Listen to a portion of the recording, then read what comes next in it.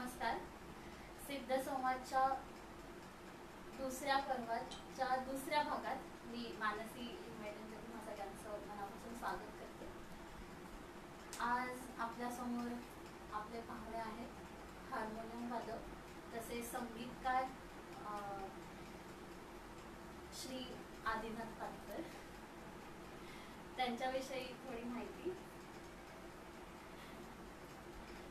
श्री आदिनाथ पाटकर प्राथमिक शिक्षण वडील श्री दत्तप्रसाद पाटकर आणि श्री दत्ता जोगदंडे. सध्या सुप्रसिद्ध गुरु पंडित विश्वनाथ कान्हेरे यांच्याकडे हार्मोनियम आणि ऑर्गनचे शिक्षण घेत आहेत. ऑल इंडिया म्युझिक कॉम्पिटिशन मध्ये 2009 साली प्रथम पारितोषिक, बेस्ट अकंपनीमेंट अवॉर्ड, भारत सरकारच्या 2014-15च्या संगीत नाटक स्पर्धेत पारितोषिक, सवाईच्या 2017च्या एकांकिका स्पर्धेत बेस्ट म्युझिक अवॉर्ड, दिल दोस्ती दोबारा, जागो मोहन प्यारे आणि नुकतीच सुरू झालेली हम बने तुम बने अशा अनेक मालिकांना म्युझिक अरेंजमेंट, नवीन मराठी चित्रपट मोगरा फुलला मध्ये संगीत संयोजन आणि बॅकग्राऊंड स्कोर, झी मराठीच्या उंच माझा झोका अवॉर्ड 2019 साठी थीम सॉन्ग कंपोज केले आहे. तर मला असं वाटतं इतक्या वर्सेटाईल आणि इतक्या मोठ्या लेवलला काम करणाऱ्या त्या आदिनाथ, माझा मित्रच आहे तो, सो मी त्याला आहोजाव नाही करणार. सो आदिनाथला आज मी त्याचं स्वागत करते. आज आम्ही समोरासमोरच आहोत. सो ऍक्च्युली लाईव्हचा फील येतोय आणि हो आम्ही खूप महिन्यांनी तर वर्षांनी भेटलोय. सो आज मजा येणार आहे गप्पा मारताना. तर आदिनाथ, एवढी सगळी मोठी माहिती खरं तर मी खूप शॉर्ट केले, कारण इतक्या गोष्टी आहेत की मी काय बोललो आणि काय नको त्यातल्या मोजून मी गोष्टी काढल्या. तर आम्हाला आवडेल ऐकायला की तुझा प्रवास कसा होता, म्हणजे हार्मोनियम शिकणं लहान वयात तर इथपासूनचा आत्ता एक स्वतः संगीतकार म्हणून तू चित्रपटांना किंवा मालिकांना संगीत दिग्दर्शन त्याचं करतोस आणि संयोजन करतोस. तर इथपर्यंतचा हा सगळा प्रवास आम्हाला टप्प्याटप्प्याने ऐकायला जरूर आवडेल. सुरुवात कशी झाली तुझी? माझ्या घरी सगळे संगीताची आवड असलेले, सगळे आई बाबा आजी आजोबा सगळे काम, म्हणजे प्रोफेशनली कोणी नाही पण खूप आवड आणि सगळ्यांचे कान तयार करून सगळ्यांनी खूप मोठ्या लोकांना ऐकून त्यांच्या लहानपणापासून ऐकून किंवा आमच्या पार्ल्याच्या घराच्या बाजूला खूप लोकांच्या मैफिली घडतात. सो आई म्हणजे बाबा लहान असल्यापासून तिकडे जाऊन, सो घरात संगीताचं वातावरण 24 तास होतं, म्हणजे रेकॉर्डरवर म्हणा. सो ते एक थोडीशी गाण्याची आवड अशी फार निर्माण करावी लागली नाही. ती पहिल्यापासून गाणी ऐकतायत घरात, कानावर आहे अगेन. आणि घरात एक हार्मोनियम होती बाबांच्या, त्यांनी पहिल्या कमाईतनं घेतली. सो ती त्यांच्यासाठी खूप स्पेशल होती. सो ते असं ते कोणाला वापरायला वगैरे द्यायचं नाही युजली. पेटारात ठेवून त्याला कुलूप घातलेलं असायचं आमच्या. आणि मला खूप लहानपणी ते मध्ये काय आहे बाबा की काहीतरी हे की ते खूप ठराविक वेळा तो उघडला जातो आणि मग वाजवतात. आणि अगदी लहान असताना मग एकदा सहज एकदा घेतलेलं असताना काहीतरी जमलं. आय थिंक पहिली आरती वगैरे अशी छोटीशी जमली. मग जमल्याचा आनंद, मग आपण अजून काहीतरी करूया, मग हे वाजून बघूया, मग ते असं करत थोडंसं जे स्वतःहून जे काही झालं ना, मग घरच्यांना असं वाटलं की अच्छा ठीक आहे की आहे इंटरेस्ट आहे तर मग आपण मग पुश करूया. मग सो पहिली तालीम सगळी दत्ता जोगदंडे सर होते ते पार्ल्यातच होते. सो मग शाळा नंतर रोज थोडासा क्लास आणि मग हे असं रुटीन चालू होतं पहिल्यापासून. आणि मग जसं असं पुढे तसं होत गेलं. मग कान्हेरवांची इंट्रोडक्शन झाली माझ्याकडे. मग त्यांचा सगळा त्यांनी वेगळ्या प्रकारचं त्यांनी शिक्षण, त्याला आपण सर्वांगीण म्हणतो. फक्त हार्मोनियम कसं तुम्ही वागा, तुमचं कसं आचरण असलं पाहिजे. ॲज अन आर्टिस्ट लोक तुमच्याकडे बघतात की तू कोणाबरोबर तरी परफॉर्म करतोस, तो तू कसं वागलं पाहिजे. जरी तुझा ओरिजिनल स्वभाव कितीही वेगळा असेल तरी तू बाहेरच्यांबरोबर, हे म्हणजे फक्त संगीत सोडून सवयी चांगल्या सवयी या अशा गोष्टी. पण सुरुवात खूप घरातून झाली अगदीच. पण मग कान्हेरे बुवांकडे कसं कसा इंट्रोड्यूस झाला, त्यांच्याकडे कसा गेला? मी जेव्हा मला त्यांच्याकडे जायची इच्छा होती आणि तेव्हा ते खूप बिझी होते, म्हणजे त्यांच्या मैफिली. तर मग एक माझा भाऊ मला त्यांच्याकडे घेऊन गेला तर तो म्हणाला की तो तो कानेरबांबरोबर रेग्युलरली वाजवत होता. प्रसाद करमळकर जो तबला प्लेअर, खूप अप्रतिम तबला होता. तर तो मला घेऊन गेला भवनकडे की असं असं आहे, तुम्ही बघा. ते म्हणाले की आपण बघूया, 1-2 महिन्यात भेट, तू घरी ये. मग मी एके दिवशी घरी गेलो त्यांच्या आणि ते म्हणाले तुला काय आता वाजून दाखव. तर मग जे काय येत होतं थोडंसं जे दिलं ते वाजवलं. ते म्हणाले बरं ठीक आहे, यमन राग झालाय का तुला? म्हटलं नाही. आपण यमन रागाने सुरुवात करूया. तर मी म्हटलं बरं ठीक आहे. आणि त्यांनी मला एक बंदी सांगितली त्यांची. ते म्हणले मी 1.5 वर्ष पण यमन शिकू शकतो, हा, तुझी तयारी काय इथे बसायची? म्हटलं चालेल. मला तर आवडत होतं की आपल्याला काहीतरी येतंय आणि त्याच्यात सांगणार कोणतरी अजून आहे आपल्याला, अजून ऍडव्हान्स काहीतरी सांगणार आहे. कारण तर म्हटलं की काहीच प्रॉब्लेम नाही. म्हणजे माझ्याकडे बोलण्याचा चॉईसच नव्हता ऑब्व्हियसली त्यावेळेला.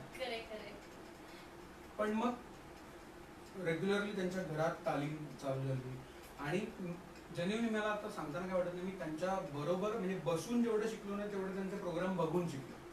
म्हणजे अनेक नाटकं त्यांच्या बाजूला बसून, म्हणजे ऑर्गन युजली असं इन्स्ट्रुमेंट आहे की युजली एका घरात 2 असणं जरा कठीण आहे. सो भुवनकडे ऑर्गन असायचं, ते वाजवायचे, आम्ही बघायचो.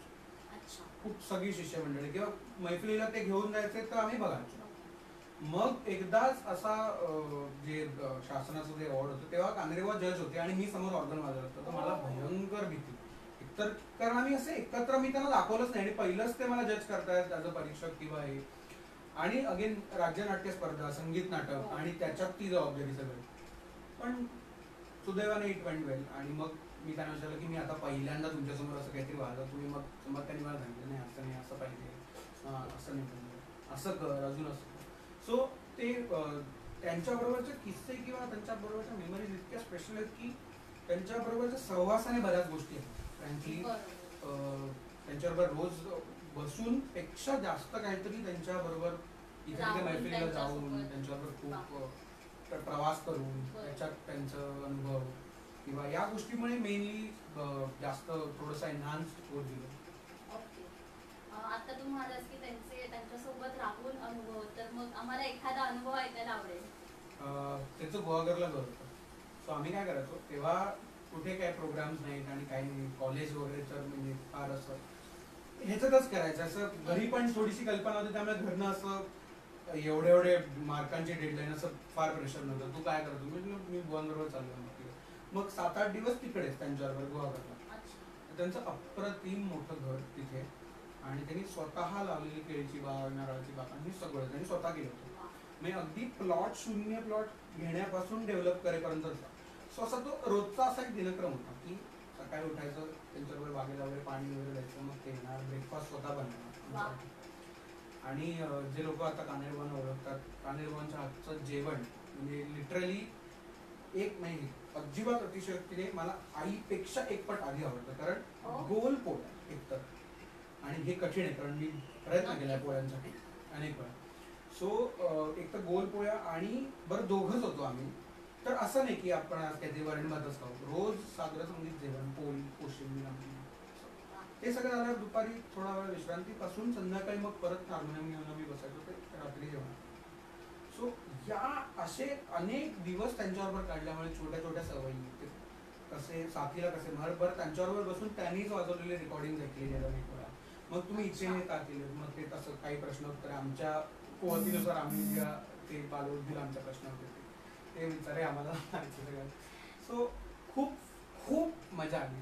म्हणजे जेन्युइनली आजही आम्ही फोनवर बोलतो ना, आम्ही दोघांचंही आमचं होतं की यार केव्हा मजा होती. म्हणजे खूप वेळ एकतर काही नाही आणि म्युझिक चारी बाजूने आणि त्यांचे अनुभव सुख सुख. आणि मग हे सगळं हार्मोनियम आणि ऑर्गन या सगळ्या गोष्टी शिकत असताना संगीत नाटक ह्याच्याकडे तू कसा वळलास? बाय द टाइम मी शिकत होतो भुवनकडे आणि मध्ये मी ॲज अ कंपोजर अरेंजर एक संस्कृत नाटकाचं म्युझिक करत होतो. मी, माझा मित्र अथर्व कुलकर्णी, मी सगळे एका प्रोसेसमध्ये होतो.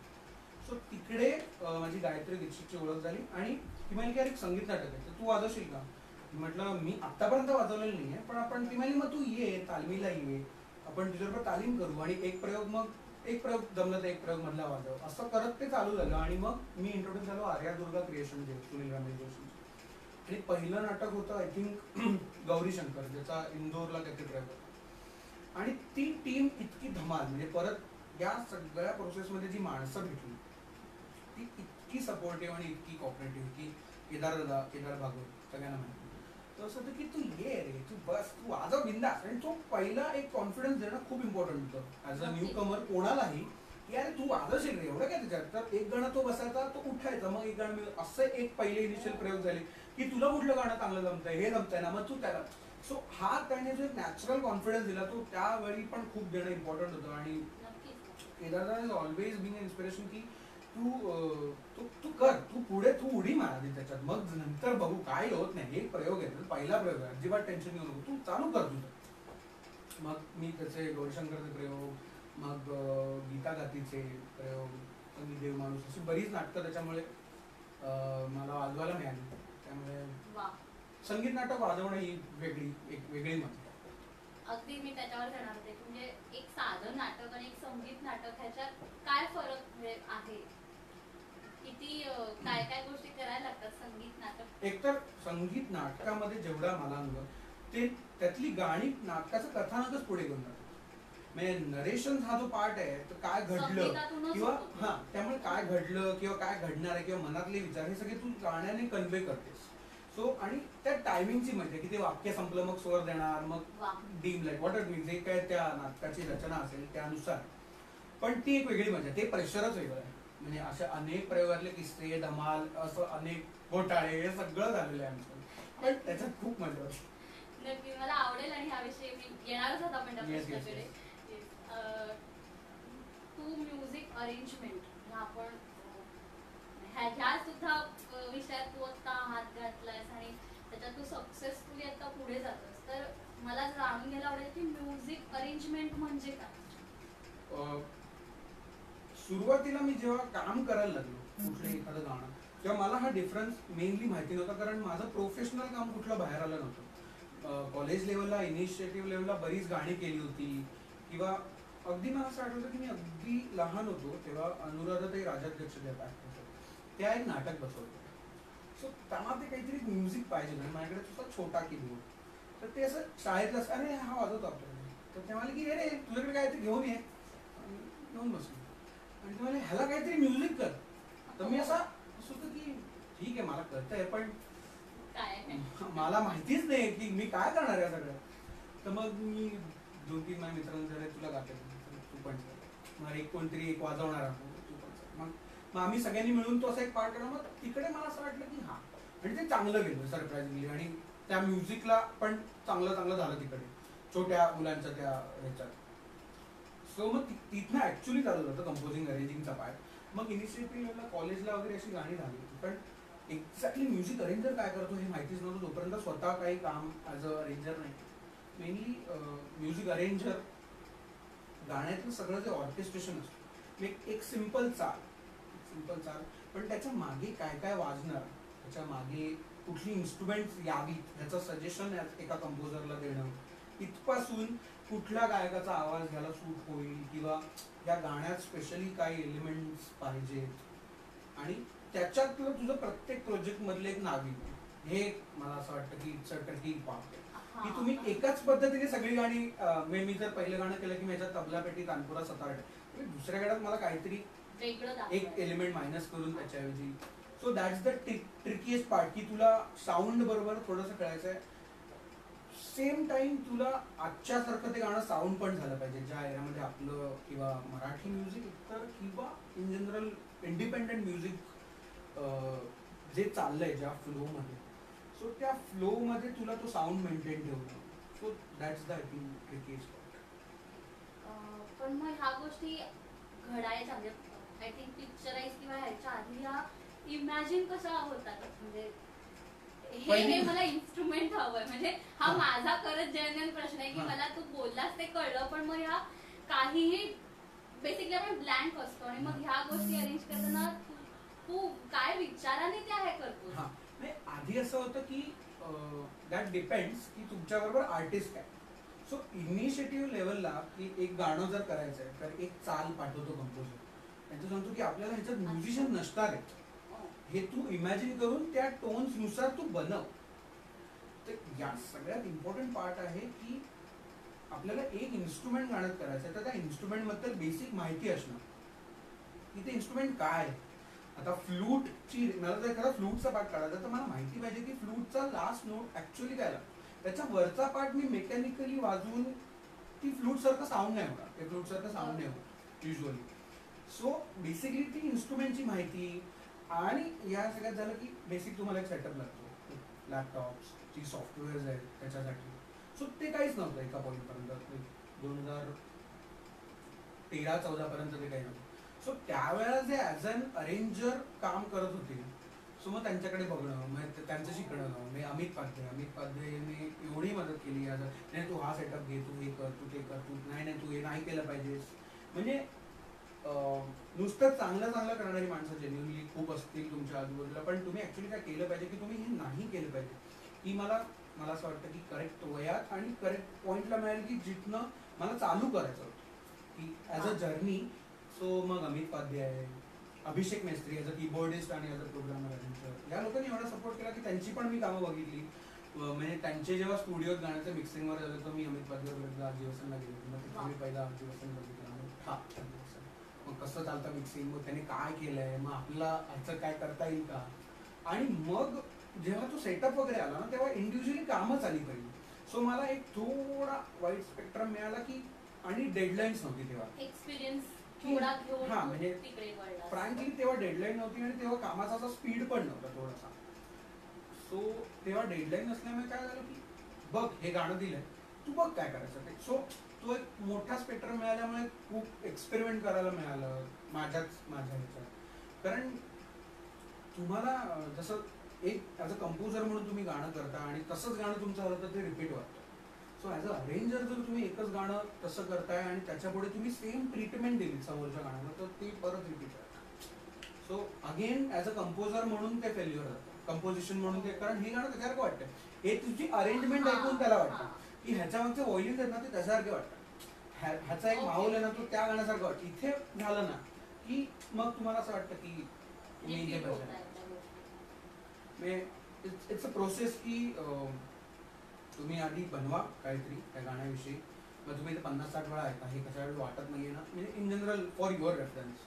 कारण तसं नाही बघायला गेलं ना तरी पण 12 नोट्समध्ये जे काय आहे ते खेळतो कोणासारखं तरी ते काहीतरी होतं. तुझं इंटेन्शन असतं पण असं तू एक प्रोड्यूस करतेस एखादी गोष्ट, कारण तुझ्या सबकॉन्शियस माइंडमध्ये खूप इतकं ऐकलं लोकांचं बसलेलं असतं. तर ती काळजी घेणं सतत ॲज अ अरेंजर मला असं वाटतं खूप कठीण काम आहे. म्हणजे डोकं पूर्ण शांत ठेवून त्या गोष्टीवर फोकस करायची. डेफिनेटली 100% 200% आणि when it comes to film तर त्याच्यात तर तो अजून एक मोठा पार्ट आहे की तुम्हाला कॅरेक्टरचा विचार करा. आपण ज्या हिरोसाठी गाणं करतोय तो त्याला किती मोठा दाखवायचा आहे की तो एक सिम्पल गावातला मुलगा आहे. म्हणजे तेवढं गाणं यूज झालं पाहिजे का की गाणं एक सिम्पल ठेवायचं आहे की ज्यात कमी एलिमेंट आहे, गाण्यात शांतता आहे.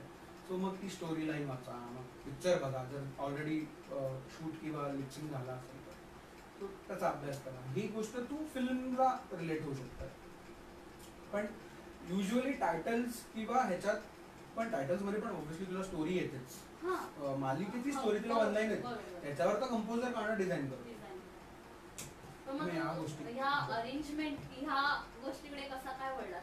म्हणजे आधी एकांकिका, संगीत, नाटक वगैरे यांच्यामधून म्युझिक अरेंजर म्हणून वळणं अचानक, हा टर्निंग पॉइंट कुठे आला? मला आठवतं मी रुईयात एक एकांकिकेचं म्युझिक चाललं होतं आणि एक इंटर कॉलेज स्पर्धा होती जे ग्रुप सॉन्ग होतं. सो त्याच्यात व्होकल हार्मोनीज असा काहीतरी सेगमेंट होता, मी फक्त तोंडाने गायचं, सगळे इन्स्ट्रुमेंट तोंडाने. सो असा मी एक ग्रुप डिझाईन केला होता, अशी ओळखीचे लोक होते, मी वाद्य पण तोंडाने बनवणार, मेलडी, हार्मोनीज, हे सगळं गाण्यातले एलिमेंट्स आहेत ते सगळे तोंडाने, असा तो एक कॉम्पिटिशनचा पार्ट होता. सो मी ते सगळं रेकॉर्ड म्हणजे झालं, रिहर्सल वगैरे झाली, उद्या कॉम्पिटिशन. तर मी खाली येऊन समीर सप्तेकर जो कंपोजर आहे तो मला भेटला तिथे. तर म्हटलं अरे बघ ना मी असं केलं, आम्ही ओळखत होतो एकमेकांना, ॲज अ हार्मोनियम प्लेअर वगैरे मला ओळखतो. तर तो मला म्हणाला की मस्त आहे, उद्या गाणं रेकॉर्ड करतो. कुठलं कळायचं तर मला की दिल दोस्तीचा टायटल कळलं. म्हटलं मग गाणं रेडी आहे ना, तुला आता पाठवतो ना मी गाणं. गाणं रेडी आहे. तर तो म्हणाला की हो, त्याच्यात फक्त तुला हार्मोनिज कर त्या गाण्यात अख्ख्या. ॲज अ वोकल अरेंजर मी फक्त गाण्यातल्या हार्मोनिज केल्या त्या. तर तू म्हणाला की तू हे कर आणि तू बघ 6-7 लोक 8 लोकांची टीम पाहिजे, तू कसंही फोन. आणि मी संध्याकाळपासून फोनवर, बरं मी 8 लोकांना बुक केलं पण काय करायचं हे माझ्याकडे रेडीच नाही. म्हणजे आता मी झालं होते 10 वाजता आधी रेकॉर्डिंग वगैरे इतकं फायनल झालं तरी त्याच्यावर काय करायचं हे अजून माहितीच नाही. आणि जस्ट सिस्टीम आणि सगळं आलं. म्हणजे तो ट्रॅक घेऊन बसलो, रात्रभरच्या हार्मोनिज वगैरे फिगर आउट केला, नोट डाऊन केला. आणि मला कुठेतरी खात्री नव्हती, कारण मी त्याचं इम्प्लिमेंटेशन कसं होईल इमॅजिन केलं नव्हतं. जसं तू म्हणालीस की ते माहिती नसताना की किती चांगलं होणार आहे, वाईट होणार आहे, हे मी असं एक माझं स्केच बनलं होतं की मला वाटतं हे असं असं होईल. पण आता एक माझा थॉट आणि त्या गाण्यावर 8 लोकांनी गायलेला थॉट, ह्याच्यात हा डिफरन्स मी इमॅजिनच करू शकत नाही. पण जेव्हा मी ते फायनल प्रोडक्ट ऐकलं तेव्हा मला असं वाटलं की कुठेतरी आपण राईट ट्रॅकवर. ऑब्व्हियसली डेव्हलपमेंट आणि प्रोग्रेस हे आहेच, पण पहिल्या कामाला मला असं वाटलं की ओके, हे अच्छा जा रहा है, इसके ऊपर थोडा मेहनत लेके थोडं अजून आपण बेटर करू शकतो या गोष्टींनी. सो असं पहिलं कमर्शियलचं हे झालं. तू म्हणजे एवढ्या सगळ्या गोष्टी अरेंज करतोस, तर प्लेबॅक सिंगिंग हे नक्की काय असतं, म्हणजे ते आम्हाला एक्सप्लेन कर. जसं ॲज अ अरेंजर आम्हाला अख्ख्या फिल्मचा विचार करावा लागतो, किंवा कंपोजरलाही अख्ख्या फिल्मचा विचार करावा लागतो की खेड्यातला मुलगा आहे, जी परिस्थिती नाही, वॉट एव्हर XYZ गोष्ट आहे, तर तो कितपत हॅपीली गाईल एखादं गाणं त्याच्या परिस्थितीनुसार. अगेन ते मॅच झालं पाहिजे म्युझिक. तसं प्लेबॅकचा व्हॉइस, जे गाणं गाणार आहे तो व्हॉइस आणि त्या फिल्मचं कॅरेक्टर हे मॅच होणं खूप important. That is again part of character singing, जो एक वेगळा विषय आहे. त्यामुळे तो जरा सिंगर्स लेवलचा विषय आहे, तो आपण त्याकडे नको. पण तुमचा प्लेबॅकचा व्हॉइस तुमचं सूट होतं की नाही गाण्याला, एक तर कंपोजर ठरवतो, अरेंजर ठरवतात, सगळे भेटून obviously it's a group process. पण पहिले काही आवाज ऐकलेले असतात, मग आपण त्याच्यात एक गाणं डिझाईन करतो स्वतःच. मग असं वाटतं की त्याचा आवाज चांगला, मग येतं कधी कधी फसतात प्रोजेक्ट, मग त्यांच्या आवाजात नाही टाकत, मग असं की ह्याच्यानंतर कोणाचा आवाज, मग असा विचार करून तो त्या कॅरेक्टरच्या जवळ कोणाचा व्हॉइस जाईल गाण्यापेक्षा. कारण if you are working for a film, तुला कॅरेक्टरचा अभ्यास करणं खूप important. So playback singing is all about तुम्ही त्या कॅरेक्टरमध्ये राहणं, त्या फीलने गाणं. म्हणजे कुठेही फिल्ममध्ये तो हिरोचा आवाज आणि इन जनरल त्याचं नेचर असं डिफरन्शिएट नाही झालं पाहिजे. अथर्वची एक फरमाईश आहे की नाट्यसंगीत, नाटकांचा विषय निघाला मग अशी आली, पण आपण एवढ्या फ्लो मध्ये होतो असं मी तोडलं नाही. सो एखादं नाट्यसंगीत, एखादी झलक.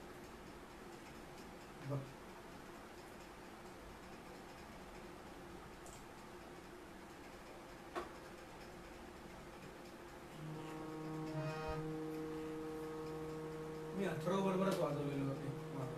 वा.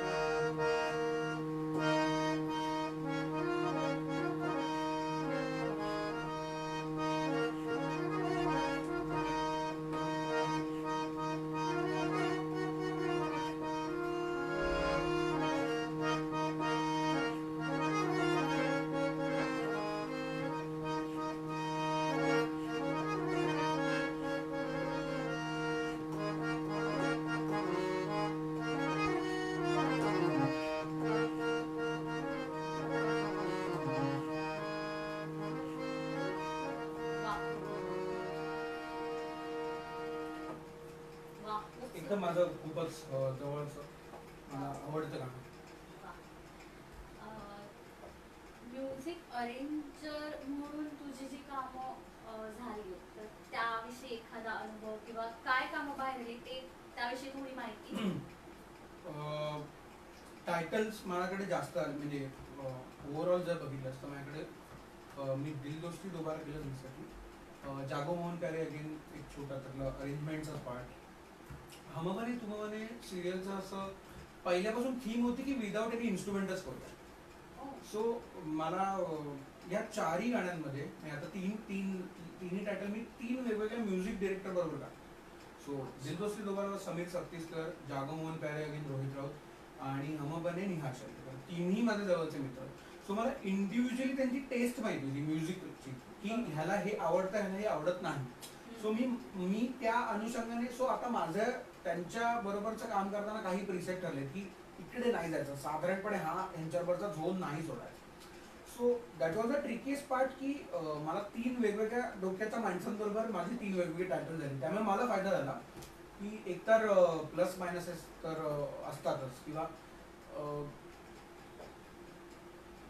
डिफरन्स ऑफ ओपिनियन होत नाही युजली, पण जर झालं तर that is again for betterment of the product की गाणं चांगलं व्हावं ह्याच्यासाठी आर्ग्युमेंट होतं आणि आर्ग्युमेंट होतच.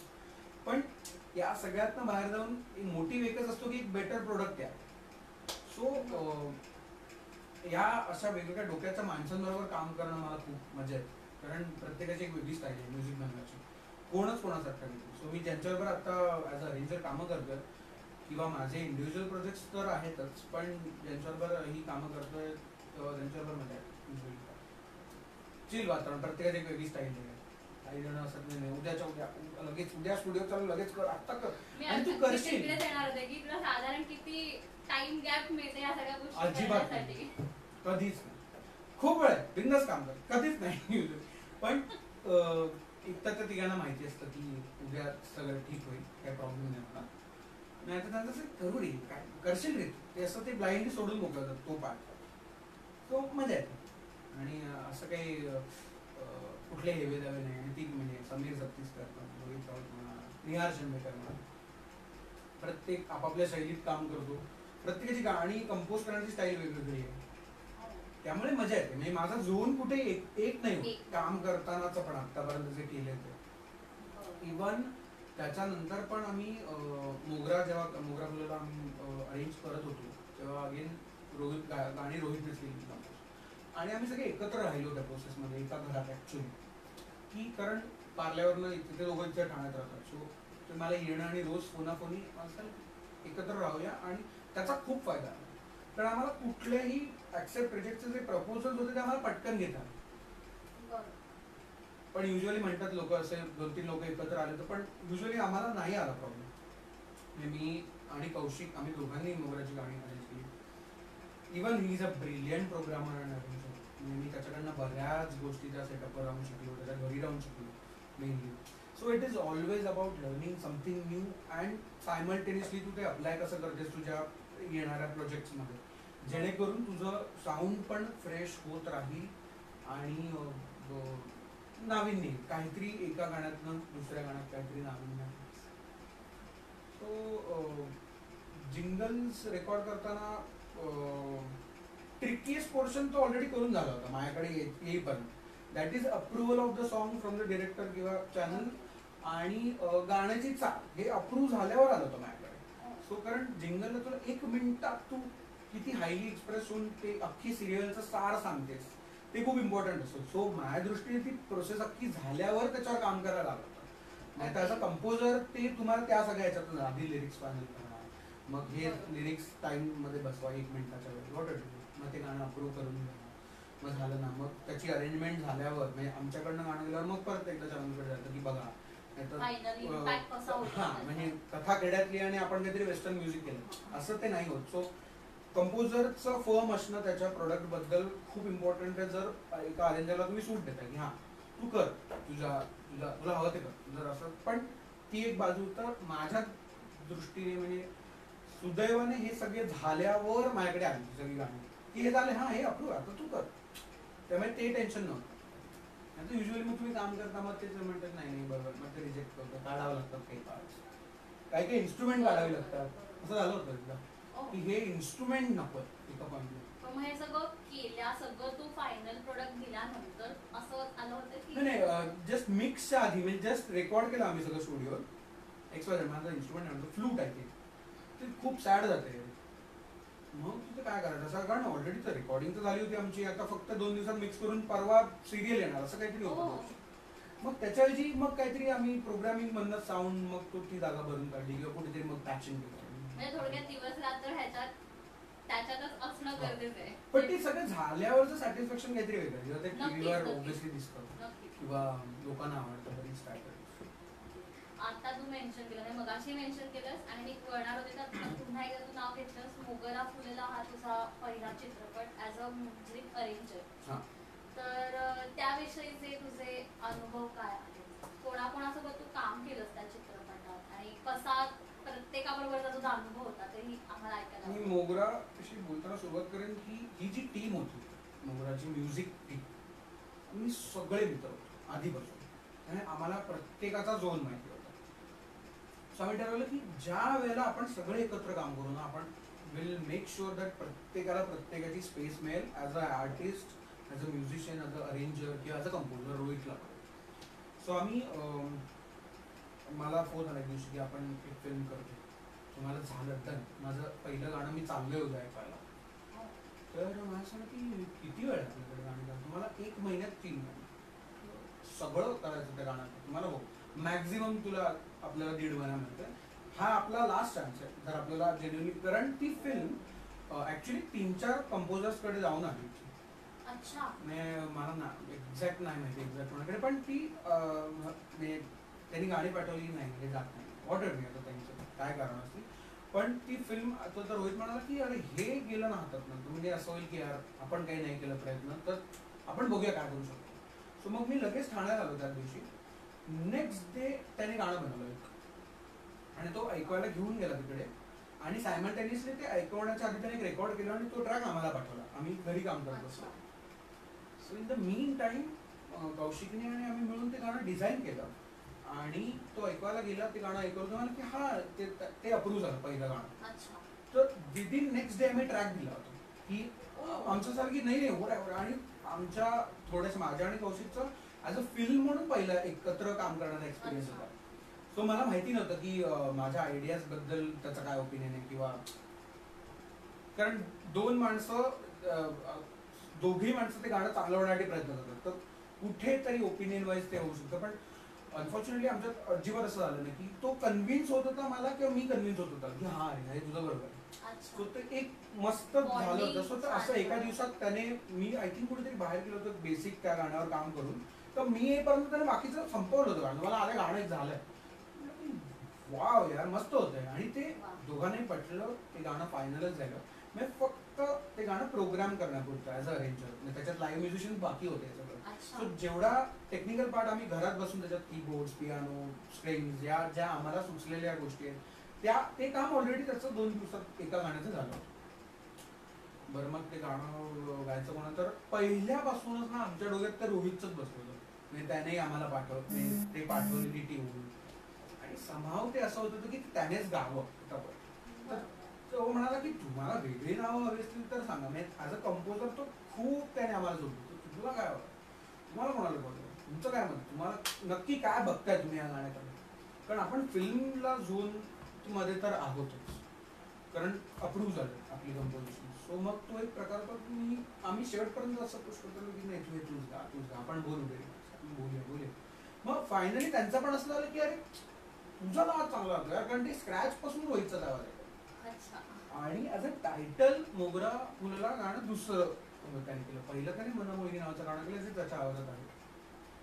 आता मोगरा फुलाचं टायटल करायचं फिल्म टायटल जे तुझा पहिला स्क्रोलिंग आणि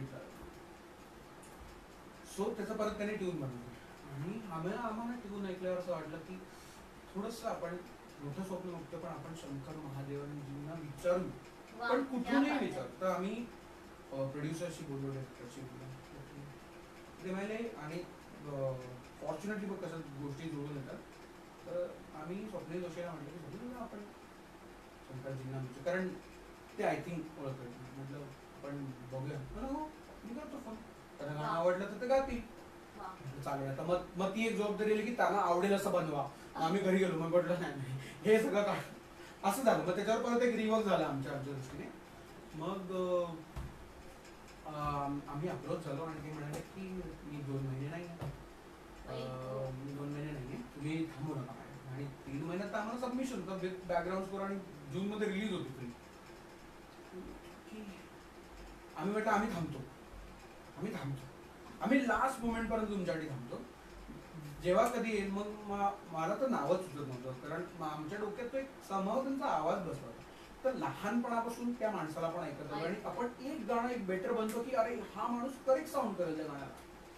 त्या मोमेंटला आमचं असं की नाही थांबूया. आम्ही खूप थांबलो, आम्ही ते बाजूला ठेवलं गाणं. तिसऱ्या गाण्यावर आम्ही गझलवर काम करायला सुरुवात केलं. आम्ही ती गझल केली, ती गाणं केलं. त्याच्यात परत 2 व्हर्जन्स ठरली. मग एक जसराज दादा गायला, जसराज जोशी आणि एक बेला सो ते गाणं बाय द टाइम प्रोसेसमध्ये होत होतं, वेबमध्ये वगैरे, आणि जूनमध्ये रिलीज होतं. सो ते झाली प्रोसेस. परत मोगरा थोडंसं मागे पडलं होतं कारण फायनल रेकॉर्डिंग नाही, सो आम्ही म्युझिशियन बुक करू नाही.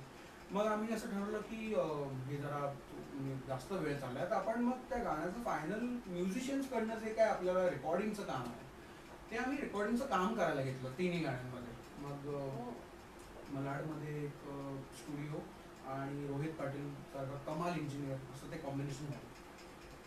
ॲम्प्लिट्यूड स्टुडिओमध्ये आम्ही 2-3 दिवसात ते तिन्ही गाणी जे म्युझिशियन्सकडनं गाऊन म्हणजे वाजवून घ्यायचं. त्याच्यात आहेत प्रतीक कवळे, फॅन्टॅस्टिक परकशनिस्ट, प्रसाद पांडेचं माहिती आहे, प्रतिम तबला, त्याच्यानंतर किरण विणकर फ्लूटला, श्रुती बावे व्हायोलिन आणि नितीश रणदिवे, अशा सगळ्या लोकांना घेऊन. आमच्या कौशिकचे बाबा होते एकदा.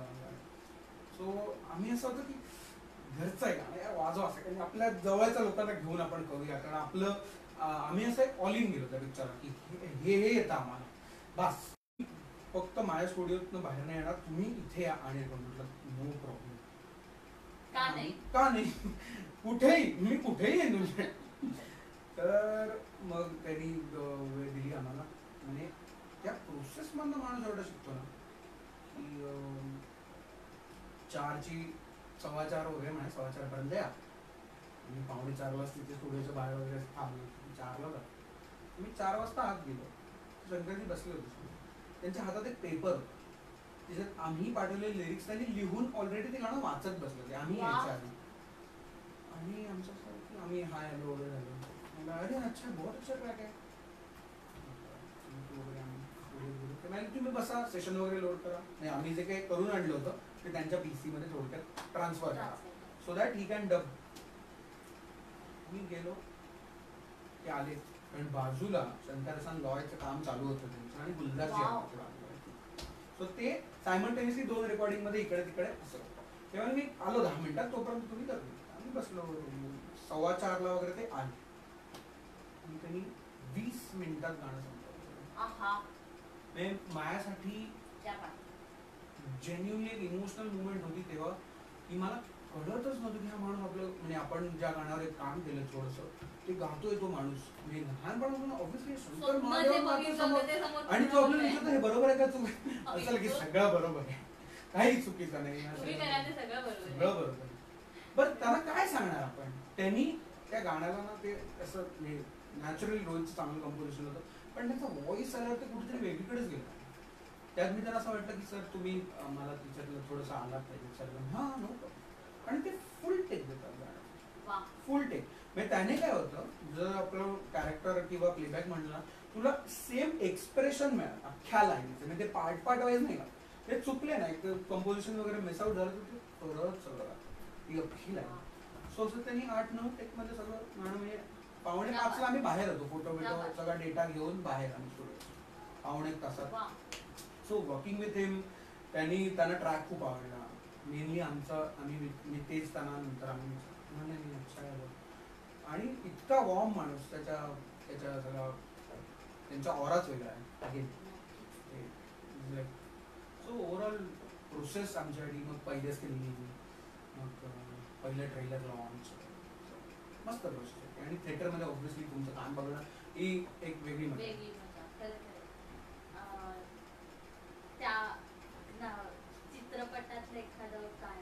मी टायटलच घेईन पण ते गाऊन ठेवलं शंकरजींनी मला ना ते आणि एकदम आम्हाला आवडेल हा. मी प्रयत्न करतो गायचा नक्की नक्की. कारण this is for specially for Rohit Raut किंवा ज्यांनी या गाण्यावर ज्या सगळ्यांनी मेहनत केली.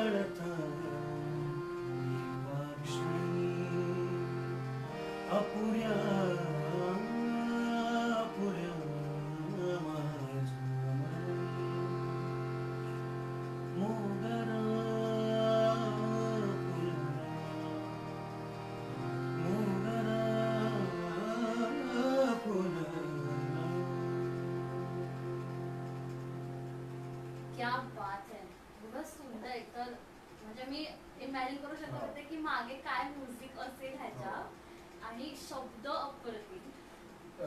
शब्दांमध्ये मला आठवलं की ज्या वेळेला मी रुईयात होतो तर फ्रॉम दिल दोस्ती माझ्या पहिल्या प्रोफेशनल कामांपासून अभिषेक खांडकर ज्याने दिल दोस्ती दोबारा लिहिलंय, ज्याने लिहिलंय खुलता खरी फुले, त्यांनी लिहिची ऑलमोस्ट बऱ्यापैकी टायटल्स पिक्चर्स आणि त्यानेच सगळी मोगराची गाणी लिहिली आणि ज्या मला नाटकासाठी रुईयातनं सवाई म्युझिक मिळालं त्या नाटकाची ऑलमोस्ट एक 9 ते 10 गाणी होती. Again it was a musical. So Abhishek खांडकरबद्दल मला खूप स्पेशल फिलिंग आहे कारण तो कुठेही कंपोजिशनला हलवत नाही. त्याचे शब्द तो डिरेक्टली जाऊन बसतो. तो असं नाही इथे असं कर ना, असं कधीच नाही ऍडजस्टमेंट. माझ्यासाठी ती खूप स्पेशल किंवा खूप एक वेगळी प्रोसेस होते कारण जशी तुमच्या डोक्यात ट्यून आले त्याच्यात तो शब्द बसवतो आणि ते पण इतके एक्सप्रेसिव्ह की मला ते खूप ट्रिकी वाटतं. तुम्हाला एक रेडीमेड चाल येते तुम्ही त्याच्यात आणि परत तुमचा इतके वर्षाचा अनुभव आणि त्याच्यातलं काही रिपीट होऊ न देता. So Abhishek Khandkar is one of the gem की ज्याच्यावर मला काम करायला नेहमीच आवडतं आणि माझी ऑलमोस्ट प्रत्येक गाणी मी त्याला सांगतो की आता बघता. सो मी असं रिलॅक्स होतो. ते लोक युजली माझ्यावर करतात, मी त्याच्यावर करतो की हे गाणं तू बघा. तू आता सवाईचा विषय काढला तर सवाईला 2017 साली तुला सर्वोत्कृष्ट संगीतकार असा अवॉर्ड होता. तर त्याविषयी काही मस्त प्रोसेस होती. एकतर मला परत कॉलेज संपल्यानंतर, माझं नाही संपलं आय टेक्निकल कॉलेज, बट कसं खूप वर्षानंतर मी परत ॲज अ म्युझिक डिरेक्टर म्हणून काहीतरी काम करत होतो. सो मला संजय जमखंडी जो आहे ज्याने हे सगळं डिरेक्ट केलं होतं त्याचा फोन आला की अरे आज अशी एकांकिका आहे आणि मला असं वाटतं की ती सांगीतिका व्हावी, म्हणजे त्याचं म्युझिकने ती गोष्ट पुढे पुढे जावी. सो मला असं वाटतं की खूप मस्त एकतर आहे. आणि अगेन मित्र मित्र सगळे आम्ही होतो. अभिषेक खांडकर लिहिणार होता हे मला कळलं एकतर. म्हटलं अरे ही तर आपण छान सोडू नाही तर आपण लावूया. आणि असेच आम्ही बसलो दोघं, मला विषय कळला एकंदर. आणि बेस्ट पार्ट होतो ना रुईयामधली चांगलं गाणारी मुलं, चांगलं वाजवणारी मुलं अशी एक अख्खी टीम मिळाली की अख्खं म्युझिक लाईव्ह होणार, प्रत्येक प्रयोगात लाईव्ह म्युझिक प्रत्येकात, आणि कमीत कमी 18 लोकांची चांगलं म्युझिक करणारी टीम. अशी ती एक मिळाल्यामध्ये सगळे खुमखुम्या ज्या होत्या नाही हे नाही करता आल्या त्या गाण्यांमध्ये असं नाही करते सगळं आम्ही एका अख्खा प्रोजेक्टमध्ये कारण फिल्म नाही त्यामुळे कॅरेक्टर वगैरे आम्ही ठरवू त्या गोष्टी त्यामुळे ते असं एकदम फुलफ्लेज झालं होतं एकदम प्रोजेक्ट आणि गाणी सुंदर मुलांनी परफॉर्म पण चांगलं केलं त्या आय थिंक सवयच्या प्रयोगाचा म्हणजे I was not that much happy so मला कळलंच नाही तर माझं नाव नसलं मी असं उभा होतो तिकडे त्या ऑडिटोरियम जा जा तुला मिळालंय झालं की पण तो एवढा इम्पॅक्ट होता ना की ते एवढं चांगलं एक्सप्रेस करायची मुलं सो त्यावेळेला थोडंसं मला असं वाटलं होतं की परफॉर्मन्स वाईज पण अगेन प्राईज इज लाईक त्या गोष्टीसाठी होतं की एवढ्या लोकांची मेहनत it was a huge team work म्हणजे माझं कंपोजर म्हणून फक्त 5% योगदान असू शकतं त्या प्रोजेक्टमध्ये पण एवढं मुलांनी एक्झिक्यूट करणं गाणी अभिषेकची त्याच्यात धरून नाटक आणि ते सगळं आम्हाला संजयने त्याच्यात सामावून घेतलं त्या अख्ख्या एवढ्या कारण आम्ही वाटेल ते करायचं नाही ही चाल नाही हीच कर नाही तू रिजेक्ट नको करूस ही नको करूस आम्ही असं अनेक अक्षरशः मांडलं आम्हाला बाकी डिरेक्टर बरोबर आम्हाला पण आम्ही संजयबरोबर असं हक्काने केलं की तुम्हाला की हे आपण नको करूया ठीक आहे मग दुसरं काही नाही नाही हे आता करूच आहे आता वगैरे असं जाऊन आता ते मैत्री मैत्री लेवलला आमचं ते खूप झालं उंच माझा झोका ही सिरियल गाजलीच पण त्याचं टायटल सॉन्ग म्हणजे अजूनही ऐकल्यावर इतकं समाधान वाटतं त्या गोष्टीविषयी तर अशा टायटल सॉन्ग वर तुला काम करायला मिळालंय तर मी त्या टायटलवर नाही काम केलंय मी उंच माझा झोका पुरस्कार सोहळ्याचं थीम सॉन्ग अच्छा another different track okay so हा रेफरन्स बरोबर होता पण अगेन मला हाच रेफरन्स दिला होता अच्छा की त्याचं टायटल एवढं सुंदर आहे तुला ह्याचं कंपोजर म्हणून हा पहिला तुझं झीसाठी पहिलं काम आहे सो तो टायटल बघ म्हणजे काय आता मला मी पण कन्फ्युज सो उंच माझा झोका पुरस्कार हा झीचा पुरस्कार आहे अच्छा अनलाईक बाकी सगळे अवॉर्ड फंक्शन्स वेगवेगळ्या क्षेत्रात कर्तृत्ववान महिलांना हा पुरस्कार दिला सो यावेळेला त्यांना असं होतं की आम्हाला एक ओपनिंग सॉन्ग पाहिजे त्याच्यात जे तू कंपोज कर तू अरेंज कर तू गाऊन घे आणि तू पाठव होता पण पुढच्या 15 दिवसात आम्ही शूट करतोय त्याच्या आधी तुला आठवड्याभरात तू कर गाणं काय तर पहिला आठवडा कसं करायचं काय करायचं ह्याच्यात गेला मी माझ्या हातात होती आयडियली एक आठवडा आणि दुसऱ्या दिवशी 16 शूटिंग तर मग ते गाणं लिहिलं होतं प्राजक्त देशमुख खूपच ब्रिलियंट रायटर आणि देवबाबरी वगैरे किंवा रुग्याच्या बऱ्याच पुढच्या एकांकिका आणि तर त्याची एक कविता होती तुझा देव होऊ दे ग न झिजता चंद अशी त्यांनी एक जुनी कविता सो त्याने मला ती पाठवली की आता बघ ह्याचं काय होतंय का कारण आम्ही ऑप्शन्स ट्राय करत होतो वेगवेगळे की काय करता येईल कसं करता येईल सो तो म्हणाला की बघ ह्याचं काय होतं का आणि मला त्याची अशी म्हणजे वन स्ट्रोक चाल पहिली म्हणजे मुकड्याची आली तर मी त्याला ती पाठवली की म्हटलं चार्लीकडे जायच्या आधी म्हटलं तुला आधी विचारलं ना कसं म्हणाले मस्त आहे तू काहीतरी करून पाठवून दे आपण लगेच कामाला लागलो आणि मग आम्ही काय 1-2 दिवसात आम्ही ट्रॅक केला आणि तो झाला अप्रूव्ह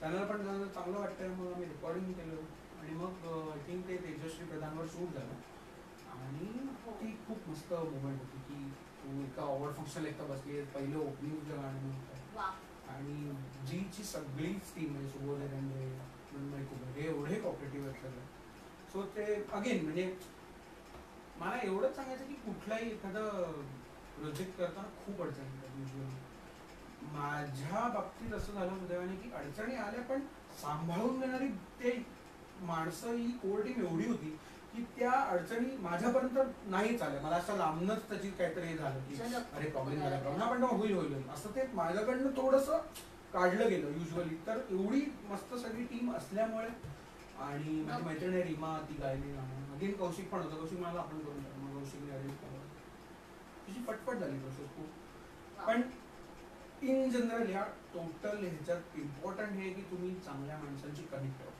पहिली गोष्ट आणि मला खूप बरं वाटतं की कायम चांगली माणसं आजूबाजूला आणि नॉट जस्ट चांगलं सांगणार बरेचदा मला बोलून नाही हे तू पुढच्या प्रोजेक्टमध्ये नको करूस हे तुझं खूप प्रोजेक्टमध्ये झालेलं आता हे नको आता हे बास किंवा क्रिटिसिझम पण टेक्निकल क्रिटिसिझम की ह्याच्यात तुझं तसं नव्हतं आता तुझं तसं आहे सो टेक्निकली पण खूप अपडेट राहते अशा क्रिटिक्स लोकांमुळे सो मला असं वाटतं मी त्या बाबतीत खूप ब्लेस्ड मानतो मी स्वतःला की चांगलं वाईट दोन्ही सांगणारी माणसं आहेत आणि खूप कॉपरेटिव्ह लोक आहेत. म्हणजे मी म्हणेन music industry is the right only genuinely मतभेद आणि चॉईसेस हा एक वेगळा पार्ट आहे, पण तुमच्याबरोबर चांगली माणसं मिळली मस्त. मला सांग की म्युझिक मेकिंग मधली जी चॅलेंजेस आहेत ड्युरिंग लॉकडाऊन आता की कामं चालू आहेत पण स्टुडिओत जाता येत नाहीये किंवा अशा प्रोफेशनली गोष्टी पटकन करता येतात, मग ड्युरिंग लॉकडाऊन हे कसं चालू आहे तुझं? तो एक जेन्युनली प्रॉब्लेम आहे, कारण कसं आहे प्रत्येक लोकांकडे ती इक्विपमेंट्स नाही आहेत की ते चांगलं क्लॅरिटीमध्ये रेकॉर्ड करून पाठवेल कुठल्याही इन्स्ट्रुमेंट. व्होकल्स म्हणा, आपण एक गाणं करताना तर मेनली गायक, सो त्याचे व्होकल्स चांगले डब होऊ शकत नाही. पण आता थोडंसं लोक त्याच्यात पण इन्व्हेस्ट करायला लागलेत की एक बेटर मायक्रोफोन किंवा व्हिडिओसाठी तो एक फ्लॅश वगैरे. सो लोकांना आता तसे सिंगर स्पेशली त्याच्यासाठी इन्व्हेस्ट करायला लागले सेटअपसाठी. सो आता हळूहळू इट्स गेटिंग बेटर, बट अजूनही थोडेसे चॅलेंजेस आहेत की तुम्हाला खराब ऑडिओ होतो, मग त्याच्यावर नाही होऊ शकतं, पण मग त्याची सवय नाही, कारण आधीच सगळं तुम्हाला चांगलं क्लीन ऑडिओ येतो बेसिकली मेनली.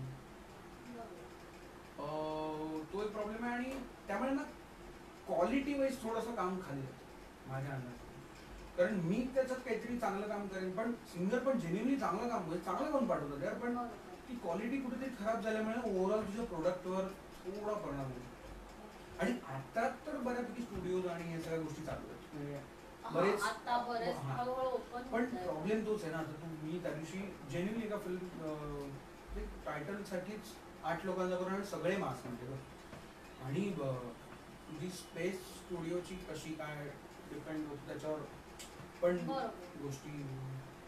आणि पण एक गोष्ट मात्र आहे की लोक व्यवस्थित काळजी घेतात जेन्युनली आता येतात, कारण देर इज नो ऑप्शन. तुला चांगलं काम करायचं, तुला बाहेर पडावं लागेल, बेटर इक्विपमेंटमध्ये बेटर प्लेसमध्ये तुला जाऊन रेकॉर्ड करावं लागेल. हळूहळू हळूहळू. सो ते मला एकच ऑडिओ क्वालिटी इज लाईक तुझ्या घरी काही सेटअप वगैरे तयार आहेत का? मी एक वेगळी रूम जस्ट घरापासून 2 मिनिटात चालत वेगळी रूम सेटअप करून त्याच्यात बेसिक गोष्टी की फार बाहेरचा आवाज नाही, जस्ट फॉर माय रेफरन्स. कारण मी व्होकल डब युजली स्टुडिओत प्रिफर करतो, पण ती शांतता ती मायक्रोफोन बाकी सगळ्या एन्व्हायरमेंट.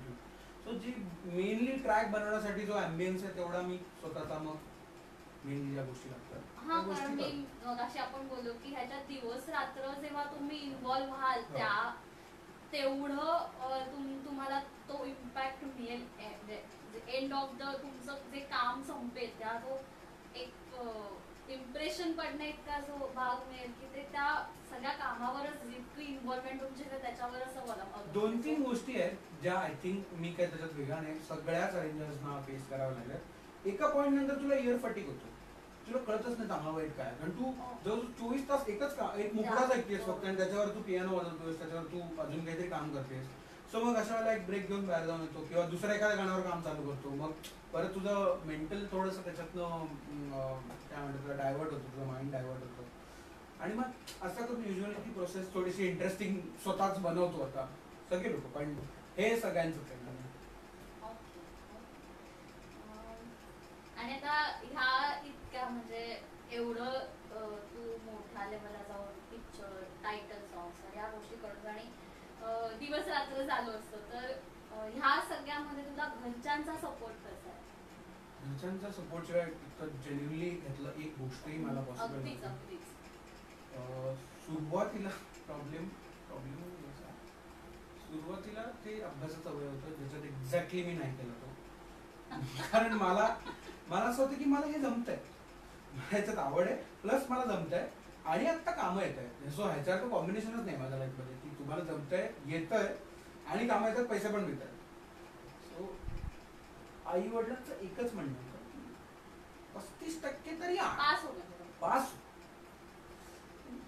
नाही झालं तर त्याच्याबद्दल त्यांनाही काही वाटत नाही आणि मलाही आता काही वाटत नाही, पण खूप सपोर्ट. म्हणजे मी 8 महिन्याचा मोगऱ्याच्या वेळा घरीच गेलो. मी एकदा फक्त त्यांची अॅनिव्हर्सरी होती तेव्हा एकदा आम्ही डिनर हा, लंचला येऊन गेलो परत परत, जायचं, कारण हा. कंटिन्यूस रीलवर काम चालू होतं, बरोबर. अख्खी फिल्म चालू होती. पण म्हणजे काय म्हणतात त्याला, कधीच कुठल्याही गोष्टीची तक्रार नाही. म्हणजे आधी जर सेटअप रूम जर मी घरी काम करायचो, मला खूप वेळा म्हणून ऍक्च्युली आम्ही ती सेटअप रूम घेतली. अच्छा. त्यांना रात्री झोपता आवाज, बरोबर, कारण बरोबर. म्युझिक मेकिंग थोडंसं जरा लाऊड प्रोसेस आहे, म्हणजे in terms of volume definitely it's a loud process, but support खूप घरच्यांकडनं की तू कर, तुला काय कुठे चाललंयस रेकॉर्डिंग, जा कधीच काही वा. प्रॉब्लेम म्हणजे जास्त उशीर झाला थांब तिकडे काय वा. त्यामुळे मला तो कधी ती एक बाजू असल्याशिवाय तुम्ही उडी घ्यायची हिंमत नाही करू नाही. शकत तू. आणि म्हणजे त्यांच्यासाठी पण हे ऍक्सेप्ट करणं खूप डिफिकल्ट होतं एक पॉईंट, की एक चांगला हार्मोनियम वाजवणारा मुलगा अचानक तिथे हार्मोनियमचे प्रोग्राम्स कमी, साथ संगत कमी करून आता तू मध्येच काहीतरी फिल्मचं करतोय किंवा हे असं काय. त्याने एकदा मला विचारलं की काय करायचं, तर मी त्यांना बसून सांगतो की म्युझिक अरेंजमेंट म्हणजे हा पार्ट आहे, हे बेनिफिट्स आहेत, तुम्ही मल्टिपल लोकांबरोबर कामं करता, वेगवेगळ्या म्युझिक डिरेक्टर्सचे विचार तुम्हाला, तुला काय वाटतं. तर मला वाटते की ह्याचं चालू करतो काम, मला आवड आहे, जमते. आणि अगदी इनिशिएटिव्ह लेवलला बोलणं झालं तुमच्या 2012-13 साली जेव्हा सगळे कॉलेज आणि या सगळ्याचं सगळं एकंदर करिअर संपुष्टात आलं कॉलेजचं, कॉलेज. सो मग तेव्हा काय प्रॉब्लेम नाही, त्यामुळे खूप सपोर्ट भरलं. तर त्यांना अंदाज नाही की कोणी आमच्यापैकी कोणी प्रोफेशनल लेवलला हे कर, आम्ही घरात गातो किंवा बरं गातात सगळे उत्तम. सो पहिलं क्रिटिसिझम घरात नव्हतं, so that's the best part. Actually मी घरी आलो आणि ते गाणं वाजलं, अरे त्याच्यात काय असेल तू असं मला हो बरोबर. येस, त्यामुळे बेस्ट क्रिटिक्स माझ्या घरात आहेत पहिले. वा. म्हणजे मी बाहेर ऐकवायच्या आधी जेव्हा गाणं घरी येतं कुठेही, हा हे चांगलं आहे, हे चांगलं आहे, पण त्यातलं ते त्याच्यासारखं वाटतंय हा मला, म्हणजे मग त्यांना सांगितलं हे तसं नाही, मग तसं आहे. हा, त्यामुळे ती एक मेंटॅलिटी मला खूप हेल्पफुल आहे या गोष्टीची. तुला काम करताना पण मे बी ह्याच गोष्टी तू ऐकूय हे बघ. मी आधी नाही ऐकत, म्हणून मी आधी नाही ऐकत, नाही तर मला काहीच काम करता आलं तिकडे. नाही हे त्याला थांबा, मी गाणं बनवतो मग. पण मला हे माझ्या बाबतीत झालं. आणि इतकं डिटेल म्हणजे हे सगळं रेहमान सारखं जरा झोन वगैरे म्हटलं, आता शेवट त्यांना ऐकलंय म्हटल्यावर तसं येतच. म्हणजे बेस्ट वाटतं जेव्हा घरनं असं म्हणतं. फालतू झालंय असं पण नाही म्हटलं, हो ठीक आहे, मी आता पाठवलं डेव्हलपरला, म्हटलं आता मी नाही करू शकत. पण हे कंपोजिशन कोणाचं आहे, नाही नाही त्याला सांग जरा, म्हटलं मी नाही सांगणार त्याला करू दे. पण बेस्ट काही रॅपिड फायर राऊंड आपण करूया. येस आय नो हे सरप्राईज आहे, पण रेडी. हार्मोनियम व्यतिरिक्त आवडणार एखादं काम, हार्मोनियम वाजवणं व्यतिरिक्त आणि अरेंजमेंट म्हणून हा याच्या व्यतिरिक्त. ड्रायव्हिंग खूप. ओके, म्हणजे तुला फिरायला खूप आवडतं, म्हणजे कळलंच मला त्याच्यावरून. फिरणं वगैरे नाही, ड्रायव्हिंग करत म्हणजे मी असं. अरे माझ्या drive काकूला पुण्यात सोडून, हा मी येतो ना, हो. माझ्या काकूला पुण्यात सोडून मी एकटा आलो अनेक वेळा. असं इतकं ड्रायव्हिंग, गाडी चालवणं हे भयंकर आहे. म्हणजे म्युझिक नंतर गाडी चालवणं आणि खाणं. खूप रॅपिड झालं काय जरा.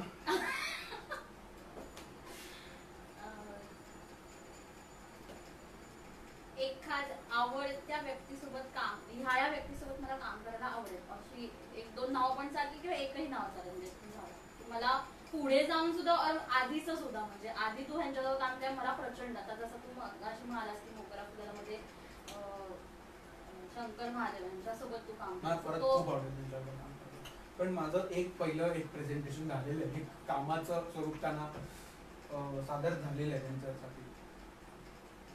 तसं ऑब्विसली मी लहानपणापासून या रेहमानला एवढं फॉलो केलं आहे. There is something in his music जे तुला कायम एका वेगळ्या स्पिरिच्युअल झोन मध्ये घेऊन जाईल. अँड आय थिंक आपल्या डिस्कशन झालं नाही, बट 3 फेबला मी त्यांच्यावर एका व्हिडिओत काम 3 फेबमध्ये या 3 फेबला. सो मला माहिती नव्हतं की I was working with I am going to work with Rahman. So मला नितीश रणदिवेला आणि आमचा एक मित्र आहे मामा, मी प्रतीक करू जो या सगळ्या फिल्ममध्ये, त्यांना फोन आहे की रहमान सर के साथ शूट आहे, तर तुम लोग आओगे क्या? तर आम्हाला असं वाटतं की मस्करी चालली, कोणतरी आपल्याला फोन करून, कारण आम्हाला तिघांना झाला फोन, तो आम्ही गेलो, म्हटलं ऑब्व्हियसली यार जाऊया यार. कोण नाही म्हणेल. तर आम्हाला असं ऑब्व्हियसली की त्यांचं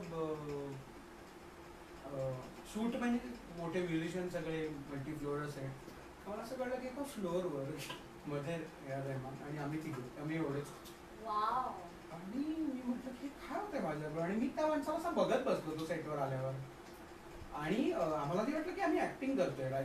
आम्ही सांगितलं की आम्ही म्युझिशियन, आम्हाला ऍक्टिंग वगैरे नाही येणार. ते म्हणले तुम्ही वाजवणार तिथे. मला म्हणजे मी अशी माझी हार्ड डिस्क म्हणतात नाही इरेज होणार त्या माणसाला, मला दुसरं काहीच सुचत नव्हतं. मी एवढा इमोशनल झालो होतो एका पॉईंटला त्या माणसाला बघून.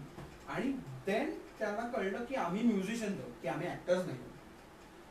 सो मग आमचं इंटरॅक्शन झालं चांगलं. आणि नंतर त्यांनी विचारलं की तुमचे काही व्हिडिओज आहेत का दाखवा. सो माझ्यासाल की तुम्ही काय आमचे व्हिडिओ बघणार. एक्झॅक्टली.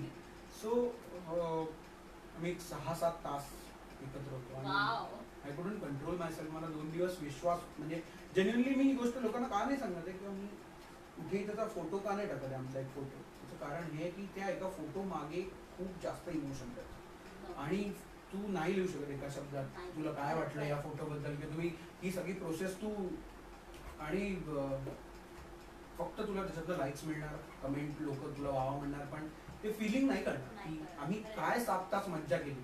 आणि मग कन्व्हर्सेशन चालू झालं ग, म्हणजे तू त्याच्याशी बोलतेस या विचाराने तू तिथे एका पॉइंटला हरवून जातेस.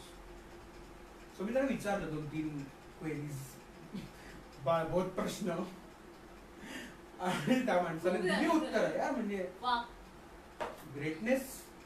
सो त्या माणसाला भेटायच्या आधी 25 वर्षात जो त्याने आमच्या आयुष्यात आम्हाला कळायला लागल्यापासून रोजा लगान और एनी मोर जो इम्पॅक्ट होता तो त्या एका रात्रीच्या 6-7 तासानंतर वाढलं की आपण कसं राहिलं पाहिजे. मी बघतोय 0 टँट्रम्स, माणसाला काहीच तक्रार नाही, सेटवर आल्यावर हे पाहिजे ते पाहिजे काही नाही, तो बसलाच नाही. म्हणजे तो 10 वाजता त्याने आय थिंक शूट चालू केलं, सकाळी पहाटे 4 पर्यंत ते होते बसलेच, काही तक्रार नाही, टेक देणार बसणार काही नाही प्रॉब्लेम. बोलले आमचे सगळ्यांचा बोलले, म्हणजे असं काहीच नाही करत. सो खूप गोष्टी शिकणार का होत्या एका रात्रीत. सो मला तुम्ही तो फक्त स्टुडिओ ठेवला होता आमचं तिघांचा. खरंच म्हणजे आपलं ऍक्च्युली ह्याच्यावर बोलणं नाही झालं. हो म्हणजे हे एवढी अनबिलिव्हेबल गोष्ट आहे की मी सांगायचंच विसरतो की माझ्याबरोबर असं झालं. एवढी मोठी गोष्ट आहे, तुला त्याचं स्वप्न आहे म्हणजे की ह्याच्यासोबत काम करायला आवडेल पुन्हा पुन्हा, किंवा म्हणजे आतापर्यंत मला माहित नव्हतं म्हणजे हे असं एक्झॅक्टली हे होतं फ्युचरमध्ये कोणासोबत आवडेल असा प्रश्न विचारला. असा मित्रांमध्ये जरी विषय निघाला की रेवा म्हटलं अरे तुला सांगितलं का मी असं होतंय माझं जेन्युइनली, पण खरंच अनबिलिव्हेबल. अजूनही म्हणजे तुला ती गोष्ट मी जेन्युइनली 2 रात्र नाही ज्या टी शर्टवर त्यांनी हात तो टी शर्ट मी कपाटात प्लास्टिकची धुवायलाच नाही. टोटल फॅन बॉय मुवमेंट माझी तर. वा. म्हटलं एक शब्द देईन त्याच्याविषयी तुला जितकं बोलायचं तितकं बोलू शकतो. सोशल मीडिया ऑफकोर्स चांगलं वाईट ऑफकोर्स, कारण ती तुझी मत आहे. सो हा डेफिनेटली तुझ्या पद्धतीने मी फक्त आर्टिस्ट बद्दल बोलतो. बाकीचे लोक त्याचा काय वापर करतात मला माहिती नाही, कारण त्याचं चांगलं वाईट मला माहिती. एका लेवलला तुमची आर्ट प्रमोट करायला ठीक बेस्ट साधन, तुम्ही स्वतःला प्रमोट करताय व्हेरी गुड, त्याच्यावर का साधन नाही. किती प्रमोट करताय त्याला एक माझ्या दृष्टीने मर्यादा पाहिजे. तुम्ही रोज उठून मी टॅलेंटेड माणसाचा रोज व्हिडिओ रोज तुम्हाला पाठवतोय, त्याच्या स्टोरीजवर आहे, I know you are talented, त्याच्याशिवाय तुम्हाला एवढे फॉलोअर्स नाही. तुम्ही जेन्युइनली टॅलेंटेड आहात हे रोज प्रूव्ह करायची गरज नाही अकॉर्डिंग टू मी. म्हणजे मी चुकत असेल या बाबतीत. तुम्ही रोज नका जगाला दाखवून देऊ की मला येतं डेफिनेटली. तुम्ही पोस्ट केलं पाहिजे, प्रमोट म्हणून करणं आणि त्याची जाहिरात करणं ह्याच्यात 2 गोष्टीत खूप फरक आहे. आणि एका पॉईंटला काय होतं माहिती का, हा रे चांगला वाजवतो आम्हाला, ओके पुढे पण त्या ओके पुढे मध्ये तुमची मेहनत स्वाईप अप होते ना डिरेक्टली. मी असं नाही म्हणत की जे रोज टाकतात, डेफिनेटली सगळेच टॅलेंटेड आर्टिस्ट आहेत, पण त्याचा कंटाळा येईपर्यंत नका करू समोरच्या माणसाला, की त्याचा मला कंटाळा आला एका पॉईंटला की नको नाही बस झालं. मला हे माझं सोशल बाबतीत माझं झालं बघतो, मला कंटाळा आला सोशलचा. कारण एक तर प्रोडक्टिव्ह खूप कमी लोक बोलतात कुठल्याही ह्याच्यात. अगेन वैचारिक स्वातंत्र्य या नावाखाली आपण काही बोलतो. मला वाटतंय ते टाकणं त्यापेक्षा तुम्ही शांत बसू शकता ना. प्रत्येक गोष्ट व्यक्त करायला सोशल मीडिया नाही. मला दुःख झालं मी व्यक्त केलं, मला खूप आनंद झाला मी व्यक्त केलं. कुठलाही चोर मारून गेला मला वाईट वाटतं, मी घरी बसेन माझी, मी त्या माणसाची गाणी होते ते किती चांगले होते मी कुठेतरी लिहू, मी ते सगळं टाकणार त्यांच्याबद्दल. हे आता तो माणूस नाही आपल्यात यार, कोणीही कुठलाही मोठा माणूस सेलिब्रिटी म्हणून कुठलीही आनंदाची गोष्ट कुठली नाही. आता सॅड पार्ट तर सोड या सगळ्याचा, पण वैचारिक स्वातंत्र्य आहे याच्या नावाखाली तुम्ही तुमचं एखादं काम आलं बाहेर, फिल्म आली, तुम्ही टाका, तुम्ही त्याचं प्रमोट कराल, मग लोक तुमच्या स्टोऱ्या टाकतात. तुम्ही दैनंदिन तुम्ही खूप रियाज करता, आय रिस्पेक्ट दॅट. तुम्ही खूप जास्त रियाज करता, बेस्ट गोष्ट आहे जगातली. तुम्ही रियाज करता, रोज रियाज नका लागतो, तर तुमच्यासाठीची गोष्ट आहे. रियाज ही स्वतःसाठी तर गोष्ट आहे. काहीतरी त्याच्यात प्रायव्हेट गोष्ट असते जी तुम्ही स्वतःच्या मायनस पॉइंटवर वर्कआउट करत असता, राईट. मी हे सगळ्यांकडनं ऐकलं की जे काही तुम्हाला एक्सपेरिमेंट करायचं ते रियाजात करा. ऑन स्टेज मध्ये तुम्ही ज्या गोष्टीवर कॉन्फिडंट आहात ते वाजवून टाका. सो तुम्ही एक्सपेरिमेंट करता ना, तर तुम्ही योग्य वेळेला परफॉर्म करा लोकांचं. नाहीतर मग काय होतं, अरे त्या लाईव्ह मध्ये ते रियाज तेच वाजवतं, म्हणजे मग काय झालं. तुम्ही सगळं ओपन करून दाखवता. मी असं म्हणत की लपवून ठेवा, पण थांबा रोज नको, एवढंच माझं म्हणणं आहे. पण otherwise it's a great platform definitely. आजकाल प्रमोशन्सचे जे ऑप्शन आहेत, पेड प्रमोशन्स, त्याच्यामुळे आता कसं होत आहे की I don't know about FB, but इंस्टाग्राममध्ये जगातले अप्रतिम बँड्स, चेक कोरिया म्हणा, लाईक जाकीरबाई लाईव्ह होत आहेत, सर ते एवढं खुलं आहे ना लोकांसाठी. सो त्याचा डेफिनेटली फायदा लोक घेऊ शकतात. कारण मेजरली मोठे artist, composers, arrangers, mixing engineers, singers, musicians, हे सगळे लोक घरात बसून लाईव्ह त्यांचे एक्सपिरियन्स शेअर करतात, त्यांनी गाणी कशी बनवली हे टाकताय. So it is damn helpful for upcoming artist. हे खूप जास्त हेल्पफुल आहे. त्याच्यातनं बघून शिकण्यासारख्या बऱ्याच गोष्टी आहेत. एका पॉईंटला ठीक आहे तुम्ही तुमचा कंटेंट टाकताय, अतिरेक मला असं वाटतं थोडा नाही झालं कुठल्याही गोष्टीचा अतिरेक. नक्कीच, म्हणजे आणि खरं आहे ही सत्य परिस्थिती आहे की सोशल मीडिया ही जितकी चांगली आणि बेनिफिट देणारी आहे तितकीच त्याच्या काही वाईट बाजू पण आहेत. म्हणजे अति नका करू तुम्ही. म्हणजे सोशल मीडिया फुकट वापरता येत आहे म्हणून वापरा. कुठली टॅगलाईन आहे माहिती का त्या सगळ्याच्या मागे, आम्हाला प्रमोट करतो. लॉकडाऊन आहे मित्रांनो, आता तसं काही नाही घडत जसं आधी घडतं.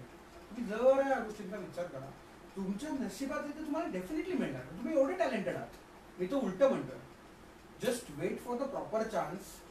तिथे तुम्हाला संध्या येणारच आहेत. लोक काही कोणाला विसरत नाही. रोज चेहरा दाखवण्याची गरज नसते यासाठी, त्यामुळे डेफिनेटली लोक या गोष्टींना विसरत नाही. सो त्या पॉईंटला हे सगळं थंड झाल्यावर येणार लोक तुम्हालाच फोन करणार कार्यक्रमासाठी, तुम्ही या परफॉर्म करा डेफिनेटली. कारण तुम्ही इतके अप्रतिम मत होता की ऑप्शन्स कमी आहेत लोकांकडे. जर तुम्हाला चांगल्या लोकांना घेऊन एखादा कार्यक्रम करायचा तर खूप लिमिटेड, त्यांच्या सर्कल्स मधले ऑप्शन्स कमी. सो असं बरंच काय काय. शेवटचा प्रश्न की म्हणजे मी स्वतः हे तुला बघितल्यामुळे मी हा विषय घेते की म्हणजे म्युझिक अरेंजमेंट आणि ह्या सगळ्या गोष्टी किंवा हार्मोनियम ह्या सगळ्या गोष्टी सोडल्या तर तू कीबोर्ड पण उत्तम तू हे अरेंजमेंट त्याचा वेगवेगळे साऊंड क्रिएट करणं. आणि म्हणजे मी कथ्थक डान्सर म्हणून मला माहिती आहे की तू कथ्थक डान्सर साठी सुद्धा त्याच्यात तू काम करतो. म्हणजे सगळ्या गोष्टी अरेंज करून देणं किंवा त्याला म्युझिक देणं. सो हा थोडा वेगळा एक्सपिरियन्स आहे तुझ्यासाठी. कथ्थक साठी साठी म्हणूच एक हो. पण साचेबद्ध काम असतं. म्हणजे आम्ही सांगतो की आम्हाला इतकंच हवंय, इतक्याच लाईन्स हव्यात आम्हाला, एवढंच दाखवायचंय आम्हाला, आमच्याकडे एवढाच टाइम पिरियड आहे, 2च आवडतं ना वॉट एव्हर, 2-3 आवडतं. सो हा तुझा काय एक्सपिरियन्स आहे? मला मी पहिला असा मेजर प्रोजेक्ट केला होता की पुण्यात, मला आता त्या संस्थेचं नाव आठवत नाही, त्यांचा खूप युनिक कॉन्सेप्ट होता. त्यांचा कथ्थकवर फॅशन शो होता. सो माझ्यासाठी तो खूप डिफरंट एक्सपिरियन्स होता की ॲज अ ट्रेडिशनल सगळी परण आणि ह्या सगळ्या गोष्टी इन्क्लूड करायच्या होत्या, पण त्यांना बीट्स आणि अरेंजमेंट टोटल वेस्टर्न होती. So it was a ramp walk kind of theory, ज्याच्यात कथकच्या कॉस्ट्युम्समध्ये येऊन पुढे येऊन पोहोचतो. माझ्यासाठी पहिला कथकचा एक्सपिरियन्स असा होता की जो थोडा ग्लोबली जाईल. सो मला त्याच्यात एक तर इंटरेस्ट आला त्या सगळ्या गणितात की नाही मी 2 चक्कर आणि मग त्या 4 बीट्समध्ये संपवायचं. सो एक तर त्या मॉडेल्सनुसार मला ते डिझाईन करावं लागलं की एक तर तेव्हा ॲक्च्युली ट्रिकी नाही झालं, कारण माझ्या म्युझिकनुसार त्यांना त्या स्पीडमध्ये चालत येत होतं. पण लेटर ऑन जेव्हा मी भावना त्यांच्या एका ट्रॅकवर काम केलं, तेव्हा श्रीरंग दादा होता, सर्व हिमांशू आणि आम्ही सगळ्यांनी काम केलं त्याच्यावर, नितीश पण होता. सो तेव्हा मला या प्रोसेसमध्ये मजा आली की एकतर हे सगळे आर्टिस्ट एकतर आणि त्याच्यात काहीतरी म्युझिकल, म्हणजे ते आले सगळे एकत्र, नाही असं करू तसं करू, आणि प्रत्येकाने म्हणजे माझं काम असं लोक अर्ध हलकं करते, अरे नाही इथे मी फ्लूट वाजवतो, इथे तबला करूया, असं माझ्या दृष्टीने फार सॉर्टेड काम आयडियली झालं. पण तो एक चॅलेंज आहे की त्या दिलेल्या टाइम पिरियडमध्ये तुझा टेम्पो ॲडजस्ट करून तुझं फील नेहमी झालं पाहिजे. आणि आय थिंक त्या ट्रॅकवर बरीचशी लहान मुलं पण काहीतरी परफॉर्म करणार होती. सो तो तसा समजण्यासारखा पाहिजे. लॉट्स ऑफ म्युझिकॅलिटी, तुम्ही काहीतरी कॉम्प्लिकेटेड बनवता 4 लोक आल्यावर, तसं नाही झालं पाहिजे. ते थोडंसं श्रवणीय, त्यांचा क्लास सेट. सो त्या प्रोजेक्टमध्ये पण मजा आली, त्यांचं रेकॉर्डिंग पण मस्त झाली आमची सगळ्यांची. सो थोडा वेगळा अनुभव. हा, असं म्हणजे गाण्या आणि जिंगल पासून थोडासा इन्स्ट्रुमेंटल फक्त असं ते तशी काम होती काही. त्याच्यानंतर ऑब्व्हियसली हा सगळ्यात मेन पार्ट आहे की लाईव्ह प्रोग्राम्स किंवा साथसंग. सो तसं त्या गोष्टी आता चालूच आहेत, जसं या सगळ्या चालू होतील. पण अगेन तेच की मस्त माणसं सगळी आजूबाजूची. इवन मी डेफिनेटली श्रीरंग दादाचं नाव याच्यासाठी घेईन की मी एकदा त्याला फोन केला की मला अरे असा एका ह्याचा लेहरा हवा आहे, तर तू मला सांगशील. तर एखाद्या माणसाने तो सांगितला असता तिथल्या तिथे, तो काय म्हणणार माहिती आहे, हा लेहरा आहे, हा घे, तू तुझ्या माझ्याकडे, तुला मी सगळं देतो, तुला कुठलाही लेहरा लागला ना तर तू हा वापरायचा. हे त्याचं मला एवढं क्रेडिटेबल आहे की मार्क्स आलं की अरे पहिल्यांदा बोलत होतो आम्ही जेन्युअनली फोनवर. एक प्रोग्राम केला होता आम्ही, म्हणजे हेच रेकॉर्डिंग का आय थिंक एक प्रोग्राम केला होता. नाही, हे रेकॉर्डिंग गझलच्या प्रोग्रामच्या आधी झालं, ज्याचा आम्ही पहिल्यांदा भेटतो. आणि त्याच्या आधी एक प्रोग्राम झाला का काय झाला मला माहिती नाही, पण लाईक सेकंड इंटरॅक्शन. आणि वॉज लाईक की नाही ये तू सगळं रेकॉर्ड कर माझ्याकडे, काय टेन्शन नाही, तुझा तू कर. मी एका लहरासाठी त्याला फोन केला होता. सो एवढी सपोर्टिंग माणसं आहेत आजूबाजूला की कधीही फोनवर अरे कुठे रेकॉर्डिंग, तुझं गाणं आहे का, बिंदास. ते पैसे वगैरे नंतर बोलले, पण जेन्युअनली या लेवलचे प्रोफेशनल लोक जे आता बाहेर खूप कामं करतात, जे एका फोनवर येतात. किंवा आत्ता रिसेंटली मी प्रोजेक्ट केला, इंडियन फिल्म प्रोजेक्ट त्याचं नाव. त्याच्यात एक कॉम्पिटिशन होती. सो मी बऱ्याच वर्षांनी म्हटलं कॉम्पिटिशन करायचं. सो त्याच्यात असं की तुला 50 तासात शून्यापासून अख्खं गाणं बनवायचं, लिरिक्स सकट. सो ते 50 तास आधी तुला थीम देतात, 50 तासात तुला सगळं बनवायचं आहे. म्हणजे तुला 2 दिवस कंटिन्यूस जागा आहे, तर ते गाणं बनणार. आयडियली जर चांगलं एक अप टू द मार्क तुला बनवायचं असेल तर. सो आमचं असं होतं की मला वुडस्टॉक स्टुडिओ जो आहे अंधेरीला, त्याचा जो मालक आणि मला खूप चांगला कॉलेजपासून मित्र म्हणाला की आधीच कॉम्पिटिशन आपण करून टाकूया काही. म्हटलं अरे मला त्या 2 दिवसात एक रेकॉर्डिंग आहे, मला 3 तास तिकडे जायचं सिरियलच्या रेकॉर्डिंगला. तुम्हाला अरे नाही आपण करूया, चल ना 2 तासात करूया ना आपण, 2 दिवसात. म्हटलं लिहिणार तुम्हाला मी लिहितो. म्हटलं हां, नाही तो लिहायचा चांगला. तर तो विषय आला ग्रोईंग अप, अशी त्यांची थीम. आणि त्याच्यात एक एलिमेंट आला की फिक्शनल नॉन फिक्शनल पुस्तकाचं नाव त्याच्यात पाहिजे. सो हे करून माझ्या हातात फक्त 2 दिवस होते या लोकांना फोन करणार. सो मित्र राहतो अलिबागला, जो त्या दिवशी माझ्या रेकॉर्डिंगला येणार होता. सो आम्ही त्याला बोलवलं, नितीश रणदिवेंना ठाण्यावरनं डबिंग करून पाठवलं. मी तिथे स्टुडिओत बसलो होतो, निहार येऊन गाऊन गेला. सो हे लोक एवढे फटाफट आले आणि ते गाणं बनलं आणि पाठवलं. तर आय डोंट नो रिझल्ट एवढे इम्पॉर्टंट नाही आहेत, पण आम्ही 50 तासात एक काहीतरी चांगलं क्रॅक करू शकलो याचा आनंद डेफिनेटली असतो. नक्कीच. सो रिझल्ट अँड प्राइजेस ठीक आहे, म्हणजे त्याच्या ठिकाणी इम्पॉर्टंट ते इट वॉज अ टार्गेट की तुम्ही कसं करा. सो बेस्ट माणसं मिळाली, सो त्यांच्या बरोबर हे सगळं चाललं. नक्कीच म्हणजे अशा माणसांमुळे म्हणजे आपल्याला खूप काय म्हणते सपोर्ट सिस्टीम आपण म्हणू शकतो त्यांना. Continuous right from the studios, engineers, असं तू येतोस मग त्यांचं मी रेकॉर्डिंग करा, त्यांना सांगतो ऍडजस्ट करा, तुला कमी मिळेल का.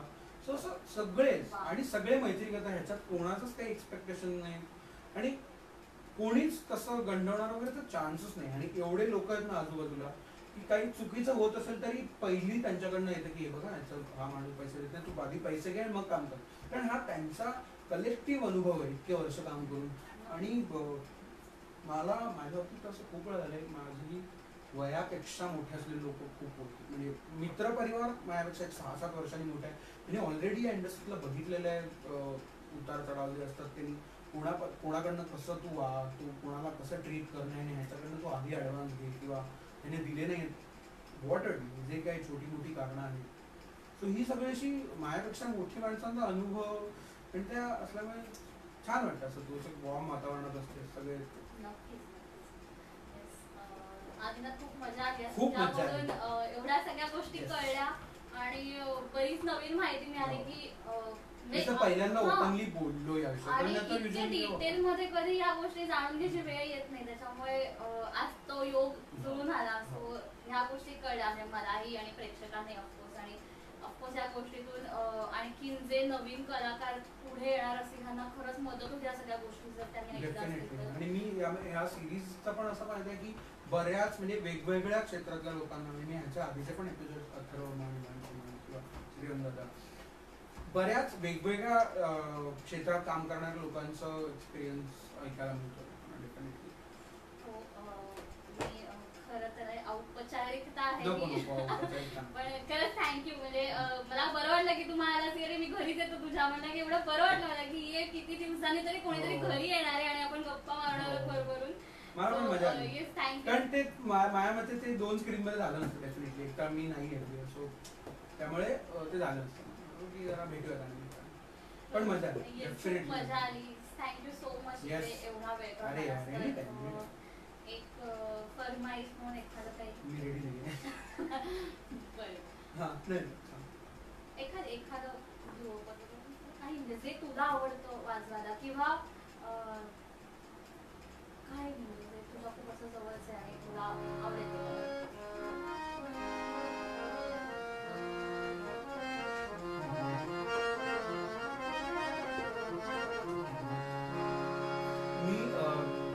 ज्या गाण्यासाठी सवय मिळाला, तुम्ही आता गाणं कुठे बाहेर सांगते पण मी आज ते गातो, कारण ते गाणं अजून प्रोसेसमध्ये होतं. कारण मी त्याची चाल लिहिलंय अभिषेक खडकरने आणि 2च होते त्याचा फक्त मोकळा म्हणून, पण नंतर अजून डेव्हलप व्हायचं आहे म्हणून. सो ते गाणं असं सिच्युएशन होतं टुवर्ड्स द एंड नाटकाच्या, जिथे 2 वेगवेगळ्या भाषेतले जी लोक आहेत त्यांच्यावर ते रोमॅन्टिक बट एक सॅड रोमॅन्टिक असं गाणं. सो ते 2 भाषांमध्ये एक गाणं. सो म्हणजे मोकळ्यातच 2 भाषा.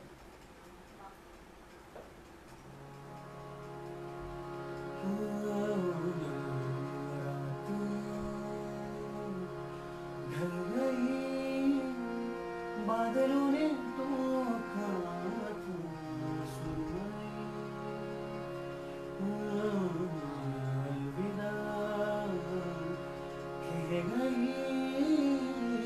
चांदने भी रोका था बह गई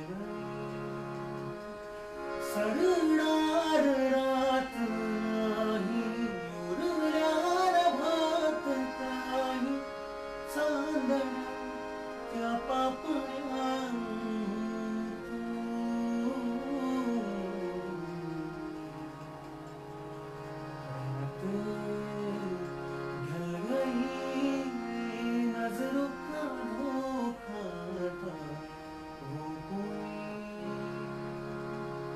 छा गई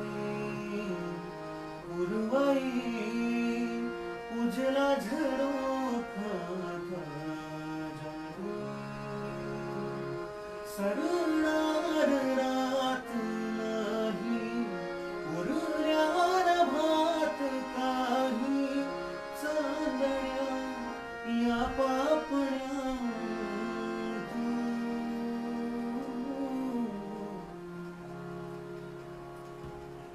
वा So हे सुंदर which is like really close to my heart आणि अभिषेक सुंदर कानडकर शब्द सुंदर. असे इथे जाऊन डायरेक्ट अशीच चालू होती ती आणि त्याने तसंच ते बसवलं. So, सुंदर म्हणजे सगळंच म्युझिक त्याचं एवढं म्हणजे ज्या ज्या फिलिंग्स आहेत त्या शब्दात त्या म्युझिक मधून पण जाणवत आहेत ऐकताना म्हणजे आय डोंट नो म्हणजे त्याच्यात आणखीन म्युझिक पार्ट्स असतात म्हणजे आता तरी एवढाच पार्ट हा, झालाय पण अच्छा. ह्याच्या मागची अरेंजमेंट ऑलरेडी झाली हा, होती हा. नाटकासाठी पण हे गाणं आमचं असं होतं की थोडंसं Operatic, ठेवूया बाजूला operatic. आपण. We are Yes. working on it definitely.